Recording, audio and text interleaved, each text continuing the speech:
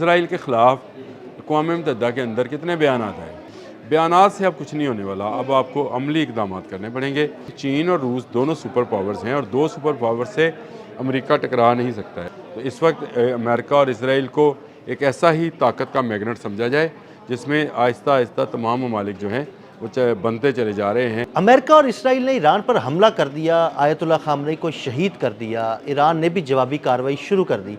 लेकिन इस सारी सूरत हाल में चीन और रशिया कहाँ हैं? आमिर रज़ा से बात करते हैं। आमिर भाई, दो सुपर पावर्स, उनकी लाइफलाइन कट गई, वो कहाँ हैं? कोई पता नहीं लग रहा। देखिए, ये बड़ी ही संजीदा सी सूरत हाल है कि दो ऐसी सुपर पावर्स जिनको ईरान फीड करता रहा है, एक का दिफाई साजो सामान ख़रीद कर और दूसरे को सस्ता तेल देकर ईरान इनको फीड करता रहा है। लेकिन जब वक्त बना है तो कोई इसमें अभी तक कूदा नहीं है।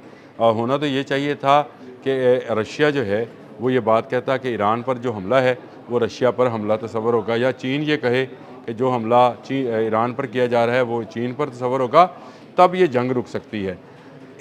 चीन ने तो ये कहा कि ये रेड लाइन है जिसको अमेरिका क्रॉस कर रहा है। लेकिन भाई, आप क्या कर रहे हो? आप कोई काम नहीं कर रहे। आपने बहुत सारी डील्स कर रखी हैं ईरान के साथ असला फराहम करने की, तो क्या आपने वो असला फराहम कर दिया? कौन से ड्रोन्स थे जो ईरान के पास पहुँचते थे, या वो CM-302 जिस पर हमने मिज़ाइल पर किया था, जो एंटी शिप है, मिज़ाइल है जो कि हाइपरसोनिक स्पीड के साथ किसी भी बहरी बेड़े को डुबोने की सलाहियत रखता है, आपने जल्द अज जल्द ईरान में क्यों नहीं पहुँचाए?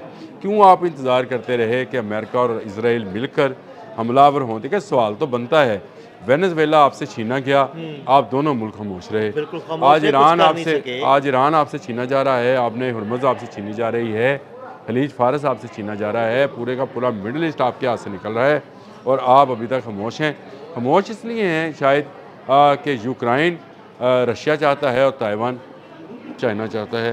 तो क्या अगर ये मामला है तो फिर कल को आप दोनों मुल्कों पर कौन एतबार करेंगे?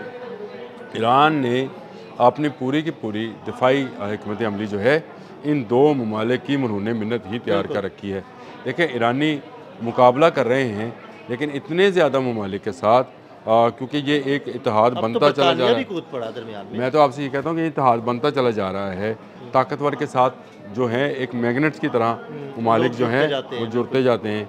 तो इस वक्त अमेरिका और इसराइल को एक ऐसा ही ताकत का मैग्नेट समझा जाए जिसमें आहिस्ता आहिस्ता तमाम ममालिक जो हैं वो बनते चले जा रहे हैं।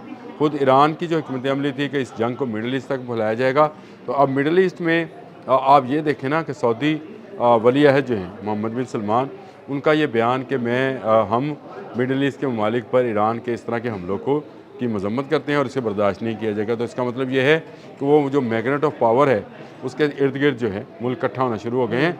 तो ये ईरान के लिए भी ज़रूरी है कि ईरान के भी दो अगर हमायती मौजूद हैं जो इससे फ़ायदा उठाते रहे हैं, उनको सामने आना चाहिए।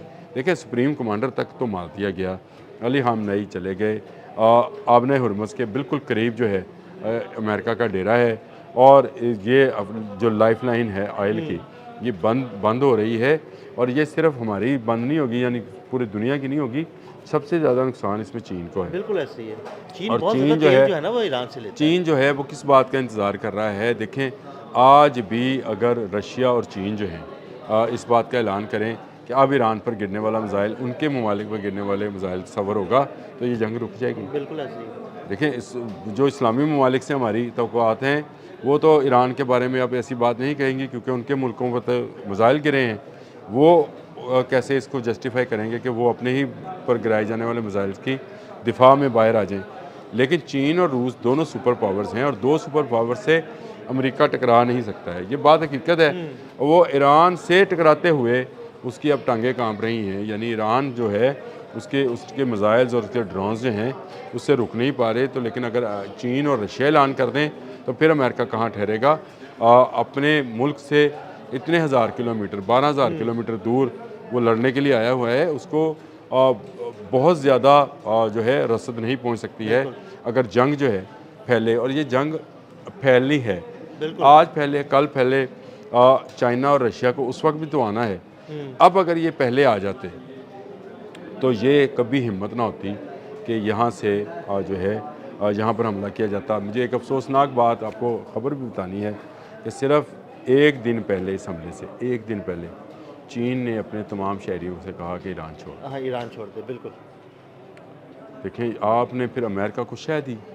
मैं इसको अगर दूसरे अल्फाज में इस्तेमाल करना चाहूँ तो क्या आपने अमेरिका को शह दी कि हम अपने लोग निकाल रहे हैं? अगर चाइनीज़ वहाँ मौजूद रहते तो शायद अमेरिका इस तरह से हमलावर ना हो। बिल्कुल ऐसे ही। क्योंकि अगर चाइनीज़ लोगों की जान जाती तो ये चीन पर बन आती। उसने निकाल ली है। मुझे इस बात का अफसोस है। मुझे ये भी अफसोस है कि इस वक्त ज़रूरत है ईरान को तमाम उन ममालिक की जो उसे सपोर्ट कर सकते हैं। चले उसे असला ना दे सकते हों, उसे अखलाकी तौर पर तो सपोर्ट करें, लेकिन अखलाकी सपोर्ट में इसका क्या करें कि रूस से एक बयान आ गया कि हम मजम्मत करते हैं, चीन से बयान आ गया कि ये रेड लाइन है, हम इसकी मजम्मत करते हैं, ईरान पर हमला नहीं होना चाहिए था। और भाई हमला हो गया, अब आपको सामने आना चाहिए था। मैंने आपसे पहले भी कहा था कि मैं इसी तलाश में हूँ कि ये कोई मदद पहुँचाएँगे तभी ईरान जो है सर्वाइव कर पाएगा। ईरान कितने लंबे अरसे तक एक बड़ी सुपर पावर के ख़िलाफ़ और जिसके पूरे मिडल ईस्ट की ममालिक की हमायत हासिल है, वहाँ फ़ौजी अड्डे हासिल हैं, इसराइल जैसा मुल्क उसके साथ है, वो कितनी देर सर्वाइव कर पाएगा? ईरान को इस वक्त इन दो मुल्कों की सपोर्ट, वैसे तो तीन मुल्कों की सपोर्ट ज़रूरी है उसके लिए, तीसरा मुल्क जो है वो आपका शुमाली कोरिया है। बिल्कुल मैं इसकी शुमाली कोरिया की तरफ से बयान तो आया है। शुमाली देखिए, बयान आने से रुकने वाला नहीं। इसराइल के ख़िलाफ़ अक़वाम मुत्तहिदा के अंदर कितने बयान आता है, चीन, रशिया, पाकिस्तान और शुमाली कोरिया, कुछ नहीं बोलता। लेकिन गज़ा में उसने जो तबाही मचानी थी उसने मचा दी। बयानात से अब कुछ नहीं होने वाला, अब आपको अमली इक़दाम करने पड़ेंगे और अमली कदम उठाना पड़ेगा, तब ये जंग टाली जा सकती है। मैं ये नहीं कह रहा हूँ कि जंग ख़त्म हो जाएगी, लेकिन इसको कुछ अरसे के लिए टाला जा सकता है अगर चीन और रशिया जो है वो इंटरवीन करें। व्लादिमीर पुतिन के मुतल्लिक़ मुझे रात पता चला कि वो जो हैं ईरानी लोगों के साथ राब्ते में हैं और वो कह रहे हैं कि हम उनकी भरपूर अखलाकी सपोर्ट करेंगे, लेकिन इसकी तस्दीक अगर जब तक मुझे ईरान से या रशिया से नहीं होती, इसको एक सोशल मीडिया की स्टोरी समझा जाए कि पुतिन ने फ़ोन किया है या नहीं किया है, ये अभी तक दोनों तरफ से ऑफिशियली इसको अनाउंस नहीं किया गया है। अभी इंतज़ार ये किया जा रहा है कि चीन इस पर किस तरह का रिस्पॉन्स देता है। चीन ने अपना बयान तो दे दिया, अक़वाम मुत्तहिदा में उसके नुमाइंदे ने जो है एक लंबी तकरीर भी कर दी, लेकिन अभी तक अमलन ईरान के साथ आकर कोई मुल्क खड़ा नहीं हुआ। ईरान तने तनहा इस वक्त अमेरिका के बनाए उस फ़ौजी इत्तेहाद में जो मिडल ईस्ट में काम कर रहा है, जिसमें इसराइल भी शामिल है और कुछ अरब ममालिक भी शामिल हैं, उसके साथ ईरान से जो है जंग लड़ रहा है और ईरान तने तनहा उनका मुकाबला कर रहा है। बहुत शुक्रिया आमिर भाई। आमिर भाई ने ताज़ा तरीन सूरत हाल से आपको आगाह किया और ये भी बताया कि इस वक्त चाइना और रशिया फ़िलहाल ईरान की मदद को क्यों नहीं मैदान में आ रहे। अदील अहमद और आमिर रज़ा को इजाज़त दीजिएगा। अल्लाह हाफ़िज़।